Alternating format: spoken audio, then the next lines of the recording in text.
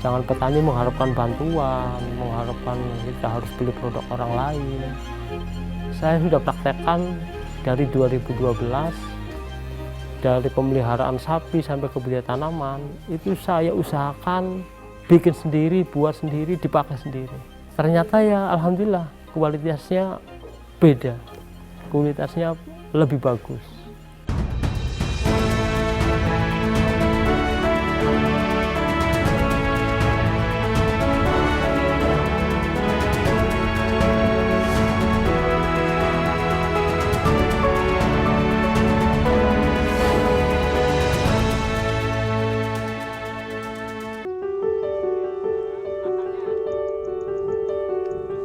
Kabupaten Cirebon merupakan salah satu lumbung padi utama di Jawa Barat. Data Dinas Pertanian setempat mencatat, pada 2024, produksi padi di wilayah Pantura ini menembus angka 560.713 ton. Besarnya hasil bumi berjalan selaras dengan tumbuhnya sektor peternakan yang menopang ekonomi warga. Namun di sisi lain, ada persoalan yang kerap terabaikan. Limbah ternak menjadi tantangannya. Aroma tajam dan rupa tak berharga kerap dipandang tidak berharga. Di balik itu semua, tersembunyi potensi besar untuk mendatangkan manfaat yang berkelanjutan. Di tengah ketergantungan petani pada pupuk kimia, seorang laki-laki di Kabupaten Cirebon memilih jalan berbeda. Berbekal kepedulian pada alam, ia menyulap limbah ternak menjadi sumber kehidupan bagi pertanian. Rojai, laki-laki berusia 51 tahun ini, bukanlah petani biasa. Lewat tangan dinginnya, kotoran hewan tidak lagi menjadi polusi, melainkan berkah yang dinanti. Jadi permasalahan di usaha ternak itu adalah limbah. Kalau limbah tidak dikelola atau tidak dimanfaatkan, pasti akan mengganggu lingkungan sekitar kandang. Nah, alhamdulillah setelah saya serius di usaha pertanian, masuk ke kelembagaan kelompok tani. Nah, di situ ada pembinaan. Ada pembinaan dari PPL melalui Dinas Pertanian Kabupaten. Itu diajari atau dilatih untuk mengolah limbah ternak yang memang saya sudah punya limbahnya karena saya sudah peternak. Nah, di situ saya termotivasi karena berdasarkan hasil pelatihan bahwa pupuk organik itu sangat bagus untuk pertanian, lahan pertanian.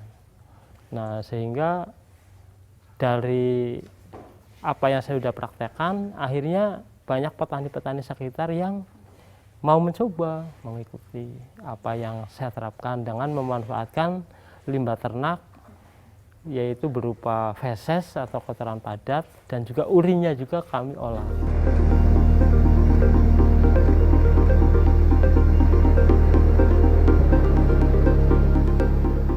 Sejak tahun 2012, Rojai konsisten menjadi pejuang pertanian ramah lingkungan.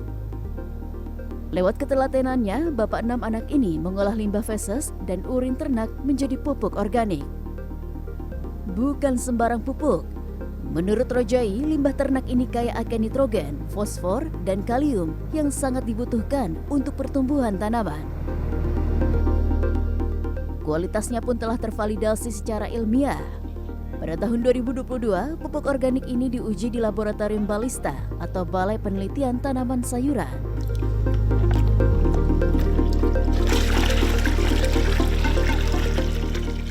Ya, ada dua. Jadi keuntungan memanfaatkan limbah ternak itu, pertama bisa mengurangi biaya produksi.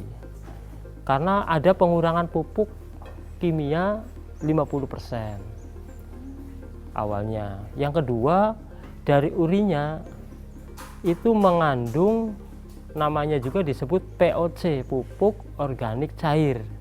Jadi memberikan nutrisi dari mulut daun. Ternyata urin juga mengandung NPK plus pestisida. Jadi alhamdulillah setelah saya membuat pupuk organik, saya tidak pernah membeli lagi. Bagi Rojai, seluruh limbah ternak sejatinya adalah emas hitam bagi tanah. Tak terbatas pada kotoran sapi, limbah dari domba, bebek, hingga ayam, seluruhnya bisa disulap menjadi pupuk berguna. Namun, ada catatan penting. Kotoran hewan tersebut tidak bisa langsung diberikan pada tanaman. Lewat proses pengolahan yang teliti, Rojai terlebih dahulu membuang kandungan gas metana dan amoniak yang berbahaya agar aman bagi ekosistem tanaman. Ada literasi bahwa pemeliharaan hewan yang banyak mengandung antibiotik tidak direkomendasikan untuk kotorannya dijadikan pupuk organik. Jadi tiap spesifikasi hewan itu mempunyai unsur beda-beda. Kayak sapi didominasi oleh N, nitrogen itu untuk pertumbuhan. Kalau domba lebih komplit, N, PK-nya tinggi, fosfat sama kaliumnya. Ayam juga, jadi kalau dicampur itu bisa meningkatkan kualitas dari pupuk organik kita.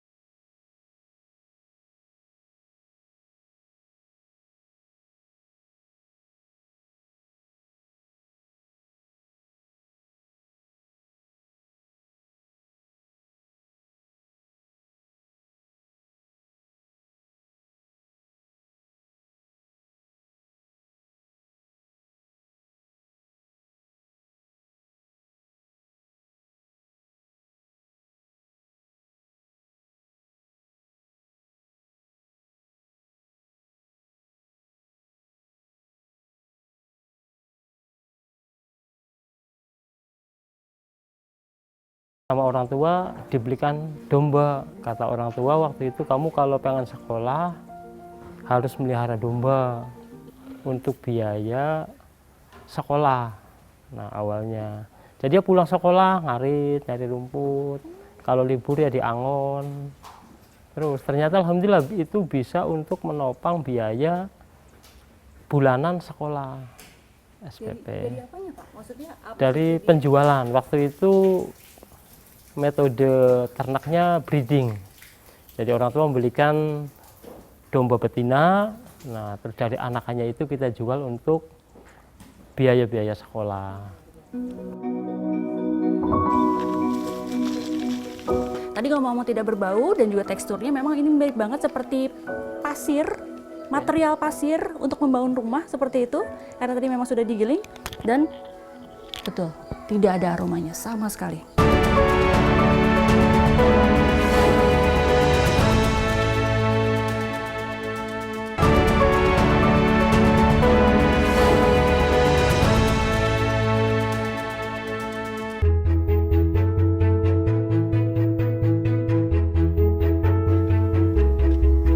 Tidak hanya soal sanitasi kandang, kesehatan dan kenyamanan ternak juga menjadi prioritas utama Rojai.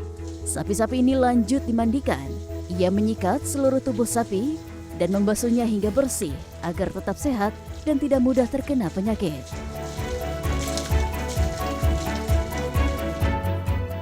Rojai memfokuskan usahanya pada pengembangbiakan dan penggemukan sapi potong.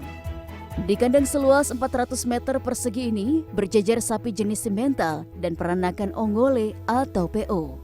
Dengan bobot mencapai 0,5 ton per ekor, ketelitian dalam urusan nutrisi menjadi prioritasnya. Setiap ekor sapi wajib mendapatkan asupan hijauan sebanyak 10% dari bobot tubuhnya setiap hari. Pakan 2 kali sehari diberikan dengan komposisi serat alami seperti rumput atau jerami. Rojai juga memanfaatkan limbah pertanian berupa bonggol jagung hingga daun tebu. Tak cukup dengan serat, pakan penguat juga ditambahkan sebesar 2% dari bobot ternak. Perpaduan bekatul dan ampas tahu menjadi sumber karbohidrat dan protein guna memastikan pertumbuhan sapi tetap optimal. Seminggu sekali, Rojai juga rutin memberikan ramuan kesehatan bagi seluruh ternaknya. Aneka rimpang ia racik bersama molase atau tetes tepung. Asupan herbal ini menjadi cara agar imunitas ternak tetap terjaga. Ia pun memastikan agar kotoran sapi memiliki kualitas terbaik.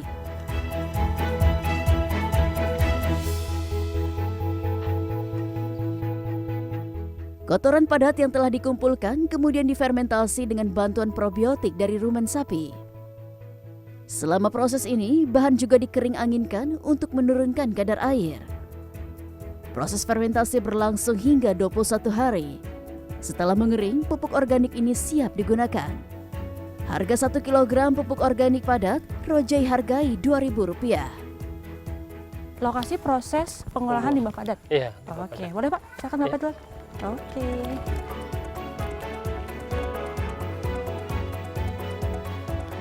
Oke Pak Rojai, jadi Ya. ini adalah lokasi ataupun proses untuk pembuatan Pupuk organik padat. organik padat. Pak, tadi Bapak bilang bahan-bahannya itu adalah limbah. Ya. Limbah yang tadi baru diangkat bisa langsung dipakai itu atau bagaimana? Harus melalui proses fermentasi dulu. Jadi kotoran hewan yang baru keluar itu masih mengandung amoniak dan gas metan. Maka kerjaannya kita sebenarnya sangat sederhana. Bagaimana cara menghilangkan amoniak atau bau yang menyengat itu dan gas metan yang panas itu supaya bisa diurai. Salah satunya dengan cara difermentasi menggunakan probiotik. Jadi bahan untuk membuat pupuk organik padat setelah dari kandang sapi, nah itu dikumpulkan, terus nanti dikasih probiotik. Nah setelah dikasih probiotik, sudah hilang gas metan sama amoniaknya, baru dibawa ke ruang produksi. Nah ini yang kotoran hewan, sapi, domba, dan ayam yang sudah terfermentasi.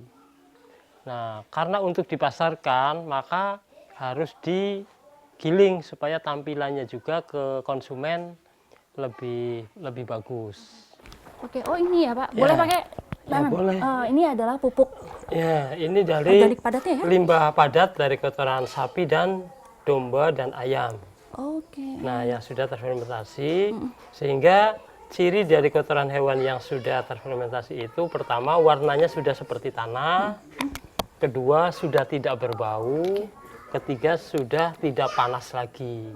Nah, baru ini layak untuk diaplikasikan ke semua tanaman. Baik. Ya. Tadi ngomong tidak berbau dan juga teksturnya memang ini mirip banget seperti pasir, material pasir untuk membangun rumah seperti itu. Karena tadi memang sudah digiling dan betul, tidak ada aromanya sama sekali. Dan tidak panas. Tangan saya tetap dingin saat memegang ini. Oke Pak. Berarti kalau gitu dari proses pembuatan pupuk organik padat ini membutuhkan sekali produksi berapa banyak?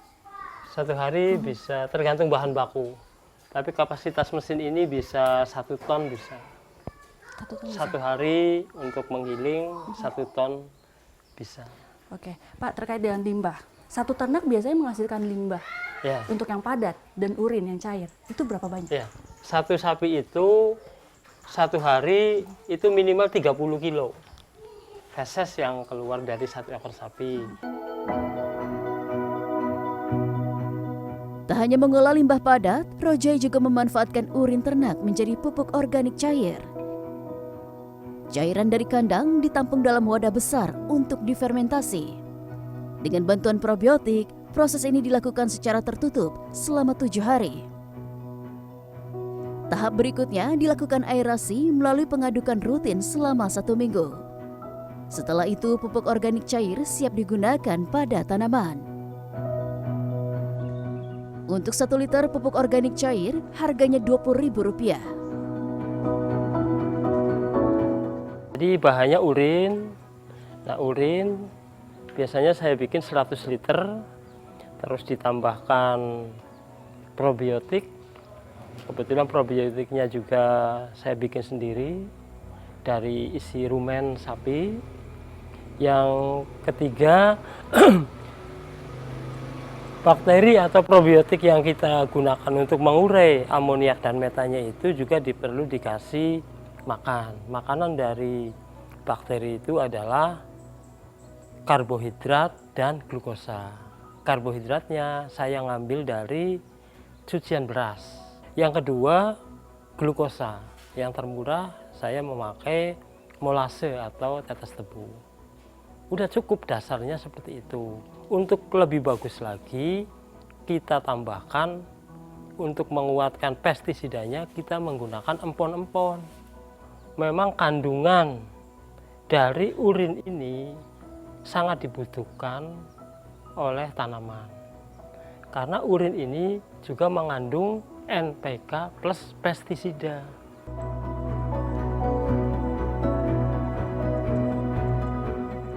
Pupuk padat diaplikasikan sebelum masa tanam dimulai. Proses ini dilakukan untuk memperbaiki struktur tanah, sekaligus menyiapkan nutrisi dasar bagi tanaman. Dengan dosis sekitar 1 ton per 1 hektar lahan.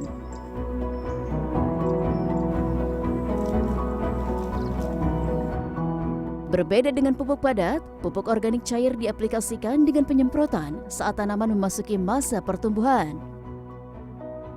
Cara ini memungkinkan nutrisi terserap langsung secara optimal melalui stomata daun. Dosis yang digunakan 200 ml per 20 liter air. Penyemprotan dilakukan setiap 1 minggu sekali. Roje menyebut pupuk organik memberi manfaat berlipat bagi pertanian. Selain menyuburkan tanah, perawatan alami ini juga mampu meningkatkan hasil panen. Awalnya di daerah kami itu 6 ton per hektar. Ya, tanaman padi mendapatkan 6 ton, kurang lebih 6 ton sampai 6,5 per 1 hektar. Setelah rutin menggunakan pupuk organik, itu ada peningkatan bisa 9 ton, 8 sampai 9 ton. Karena apa? Karena tanah yang kita garap itu semakin subur. Jadi memang kita masih butuh pupuk kimia untuk starter, untuk memperbanyak anakan, untuk pertumbuhan. Tapi nanti akan berkurang dengan sendirinya kalau terus-terusan kita menggunakan pupuk organik secara terus-menerus. Kirno salah satunya. Pagi ini laki-laki 57 tahun ini meracik pupuk organik cair. Setelah tangki semprot terisi, ia langsung beranjak ke sawah. Pupuk urin ternak ini diaplikasikan pada padi yang mulai menguning. Kirno mengaku cara ini menghemat biaya pupuk secara signifikan. Meski begitu, ia belum sepenuhnya meninggalkan pupuk kimia pabrikan. Tetap yang namanya pupuk urea, fosfato, jadi dikurangin separohnya istilahnya gitu. Nah, kemudian sama organiknya itu dicampur. Jadi sampai sekarang juga belum penuh sepenuhnya organik semua. Tapi masih dikurangin lah itu, jadi kan biaya untuk pertanian kan agak murah gitu, saya mengeluarkan biayanya tuh. Nah, kemudian penghasilannya tuh ya lebih baik ini dipakai organik istilah gitu. Jadi misalkan dari saya beli di Poroja itu yang namanya dari POC ya, semprot itu 5.000 per liter. Jadi kalau 5 liter itu 100.000. Dan kalau biasa obat-obat yang biasa itu 1 liter ada harganya 200, 150 gitu. Penggunaan pupuk organik diakui Kirno mampu meningkatkan hasil panen di lahannya. Pak, emang tadi Bapak bilang kalau misalnya dari organik sama kimia itu beda? Iya, kimia beda itu. Apa yang bikin beda, Pak? Jadi ini kulitnya ini, sekamnya ini ya, kalau dari pupuk organik itu agak tipis dan isinya ini tebal, isinya agak berat gitu. Nah, misalkan 1 hektar itu ya dari pupuk kimia itu misalkan dapat 5 ton. Nah, jadi organik bisa 7 ton, 8 ton itu. Dastari juga melakukan hal serupa. Selama 27 tahun bergelut di dunia tani, laki-laki asal Cirebon ini perlahan beralih memanfaatkan pupuk organik untuk lahannya. Kali ini pupuk organik padat ia gunakan untuk merawat 6 varietas tanaman jambu yang baru ditanam. Itu sebetulnya perawatan, apalagi baru pindah tanam ya, supaya mikroba yang ada di dalam tanah itu bisa hidup itu dan bisa menumbuhkan rongga-rongga dan tanah itu jadinya subur gitu. Itu organik padat, Bu. Oh iya, sebetulnya sih kalau kita arif lokal untuk ke depan ya kita harus pakai organik. Ya yang jelas bahwa kita itu harus bertahan hidup itu masih lama. Kita untuk petani kan untuk yaya tuyut ke depan, untuk cicit-cicit ke depan. Bukan hari ini kita makan, entah besok itu bagaimana. Nah, kita kan nggak bisa begitu, itu juga harus punya tanggung jawab akan lingkungan. Dastari mengakui nutrisi organik memberikan kualitas pertumbuhan yang jauh lebih baik bagi tanamannya. Yang jelas ya bahwa dalam hal penggunaan pupuk organik itu dari segi kualitas itu sudah beda, Bu. Misalkan daripada bulir padi itu dari hasil produksi ya, Bu ya. Kalau misalkan dari hasil daun juga kan lebih lebar dan lebih hijaunya itu enggak hijau tua, hijau muda kekuningan. Tapi itu yang sangat bagus sehingga tidak mudah rentan kena penyakit. Nah, kalau misalkan kita itu pakai kimia, itu hijaunya hijau tua dan itu rawan misalkan saat tidak ada hujan itu terjadi satu kelembabannya tinggi sehingga hama wereng itu mudah menyerang. Dari limbah menjadi berkah, inilah wujud nyata pertanian berkelanjutan dalam menjaga keseimbangan alam sekaligus meningkatkan hasil panen.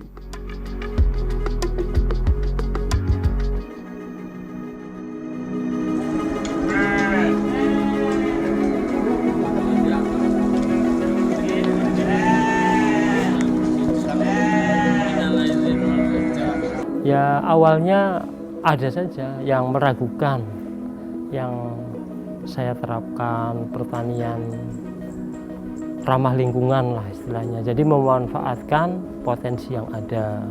Tapi kalau saya sih yakin apa yang saya lakukan ini akan kembali memberikan keuntungan bagi si pelakunya.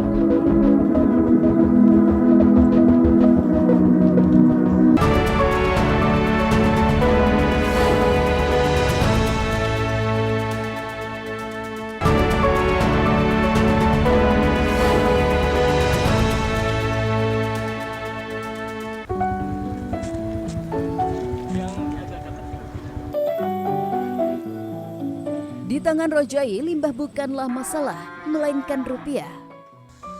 Dengan mengusung sistem pertanian sirkular, Rojai menyulap kotoran ternak menjadi pupuk tanaman. Sisa panen tanaman tersebut kemudian disulap menjadi pakan ternak berkualitas. Seperti pada tanaman jagung, menjelang panen usia 70 hari, sebagian daun diambil untuk dijadikan pakan ternak. Upaya ini dilakukan agar nutrisi terfokus pada buah. Ilmu yang didapat Rojai tidak hanya untuk diri sendiri. Sejak 2019, Rojai menakodai P4S, Pusat Pelatihan Pertanian dan Perdesaan Swadaya Ternak Jaya. Wadah ini menjadi upaya menularkan kemandirian dari, oleh, dan untuk petani. Di sini, ia berbagi ilmu terkait pertanian modern, mulai dari teknik budidaya, teknologi pertanian, hingga strategi menyulap limbah menjadi pakan berdaya jual. Rojai juga menekankan pentingnya menjaga keseimbangan ekosistem, karena baginya bertani bukan tentang hasil panen hari ini, tapi tentang merawat alam untuk masa depan. Semangat keberlanjutan juga Rojai wujudkan dalam produk turunan. Sang istri, Salamah, kerap mengolah susu sapi segar menjadi yogurt. Pertama, susu disterilkan dengan cara dipanaskan hingga 80 derajat Celcius. Saat suhu turun ke 40 derajat, bibit yogurt dimasukkan untuk proses fermentasi. Yogurt didiamkan selama 8 jam di suhu ruang hingga menghasilkan tekstur dan rasa yang sempurna. Yogurt dikemas dalam plastik kecil dan dipasarkan dengan harga Rp1.000.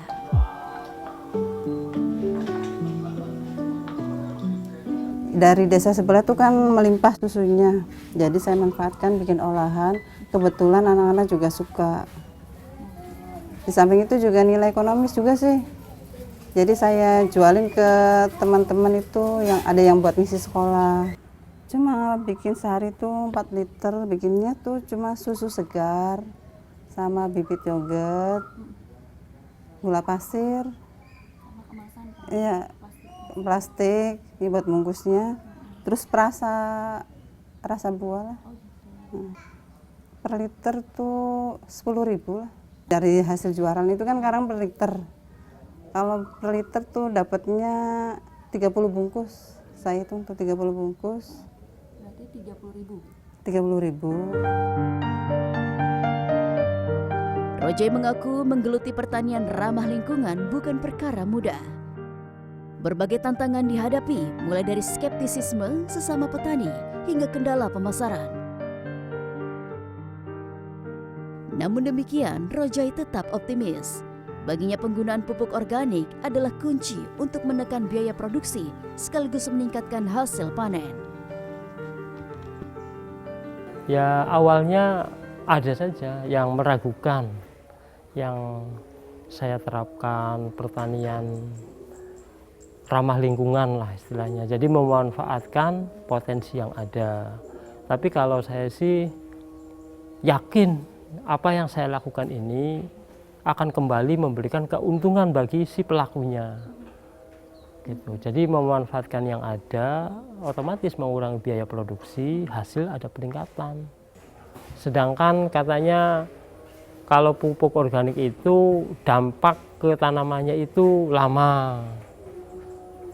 Gitu. Jadi kemanfaatan untuk pertumbuhan tanamannya itu nanti setahun atau 2 tahun ke depannya, kata petani. Itu sih kalau menurut saya karena belum mencoba. Tantangannya ke pemasaran juga. Ke pemasaran banyak petani yang belum mau menggunakan pupuk organik. Tapi alhamdulillah dari dinas juga saling membantu membeli untuk demplot-demplot atau untuk percontohan-percontohan. Rojai menyebut, di tengah berbagai tantangan, kemandirian adalah jalan menuju kesejahteraan petani yang berkelanjutan. Saya yakin dengan profesi menjadi petani, peternak, tentu didukung oleh teknologi, perkembangan teknologi yang terus, kita pasti akan lebih mapan lah. Pertanian organik itu Ya. lebih bagus. Lebih bagus. Dan pendapatan juga insya Allah lebih dari petani yang konvensional. Lebih dari 1 dekade Rojai membuktikan tidak ada limbah yang terbuang. Semua kembali demi menjaga bumi tetap subur.